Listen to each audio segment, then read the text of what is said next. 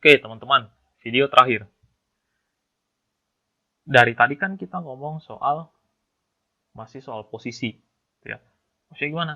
Dari rumus yang sebelumnya kan kita cuma bisa ketahui kalau jarak fokusnya sekian dan jarak bendanya sekian, maka jarak bayangannya sekian. Tapi kita cuma bisa kebayang jaraknya di mana. Biasanya pertanyaannya lebih kompleks dari itu. Paling enggak yang ditanyakan adalah sifat bayangan. Maksudnya gimana? Ya ciri-ciri bayangan yang terbentuk itu kayak gimana. Nah, kadang kan sulit pakai itu. Nah, makanya di sini saya mau memberitahu tentang salah satu dalil yang biasanya sangat bermanfaat nih dalam hal menentukan posisi, nih, menentukan posisi dan sifat bayangan benda pada cermin cekung. Tapi posisinya jangan dibayangkan yang sepresisi tadi ya, posisinya 12 cm misalnya, atau 17 cm, ya enggak gitu. Posisinya yang dinyatakan dalam bentuk ruang. Makanya, prasyarat untuk menguasai dalil S-batch, itu adalah Anda harus ingat, harus paham bagaimana pembagian ruangan di sekitar cermin-cermin ini. Ini ya, saya tuliskan lagi, gambarnya saya pindahkan lagi. Ini kalau dia cermin cekung, ruang 1, 2, 3 letaknya di depan cermin. Ruang 4 di belakangnya. Oke? Tapi kalau dia cerminnya cermin cembung, itu terbalik. Ruang 4 justru di depan cermin, ruang 1, 2, 3 berturut-turut terletak di belakangnya. Oke? Jadi kalau saya bilang misalnya benda di ruang 1, berarti ya bendanya terletak di sini. Oke? Nah, kalau sudah ingat betul-betul konsep ini, atau pembagian ruang ini, kita lanjut ke pernyataan soal dalil S-batch. Nah, ini dia pernyataannya. Pertama, jumlah ruang benda dan ruang bayangan adalah 5. Jadi maksudnya, kalau kita punya benda di ruang 2, maka bayangannya otomatis terletak di ruang 3. Kenapa? 2 tambah 3 sama dengan 5. Oke, berarti tidak akan mungkin terletak di ruang 1 atau di ruang 4. Kenapa? Penjumlahan ruang benda dan ruang bayangannya tidak sampai atau tidak pas dengan 5. Oke, ingat.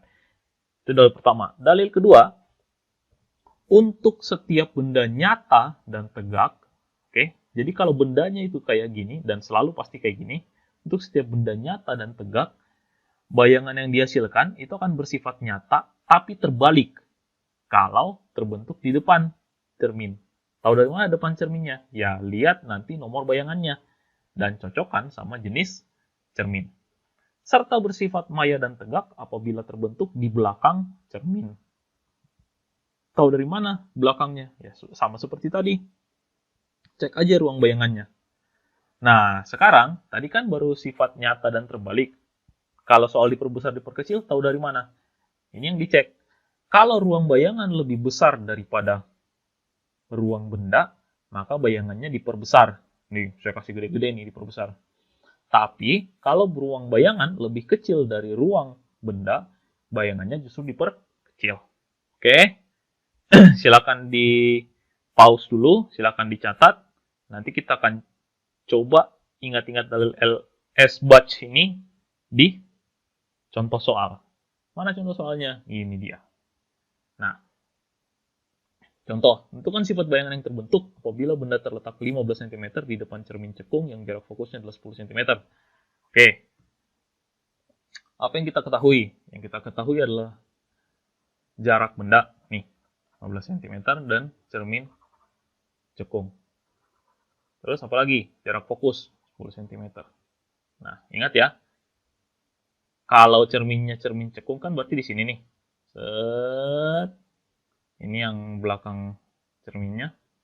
Dan kalau cermin cekung, ingat gak ruang 1, 2, 3, 4-nya ada di mana? Nah, ruang 1 kan, 1, 2, 3 kan kalau cekung terletak di ini 1, ini 2, ini 3. Ini adalah R, ini adalah F. F-nya berapa? F-nya 10 cm nih. Jadi dari sini ke sini tuh 10 cm. Nah, R-nya berapa? Ingat ya, bahwa R itu adalah 2 kali dari F. Sehingga R-nya terletak pada jarak berapa sih? 20 cm. Bendanya terletak di mana? 15 cm. Berarti kan terletak di antara F dan R. Oke, terletak di antara F dan R. Ruang apa yang terletak di antara F dan R? Kalau di cermin cekung, ya jelas ruang 2. Maka kita udah tahu nih bahwa ruang benda adalah 2. Maka ruang bayangannya otomatis ya 5 kurang 2. Berapa? 3. Oke, sekarang perhatikan untuk mengecek sifat bayangan. Pertama, bayangannya terbentuknya di mana? Di ruang 3.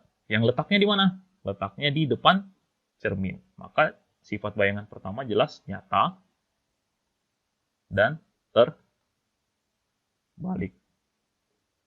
Terus, di antara ruang bayangan dan ruang benda, mana yang lebih besar?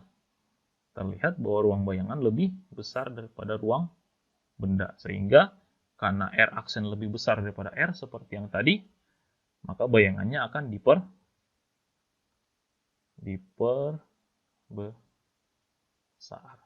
Oke, kalau mau penasaran, kita coba aja gambar dari sini nih. Set, ini kan, satu. Set. Habis itu. Set.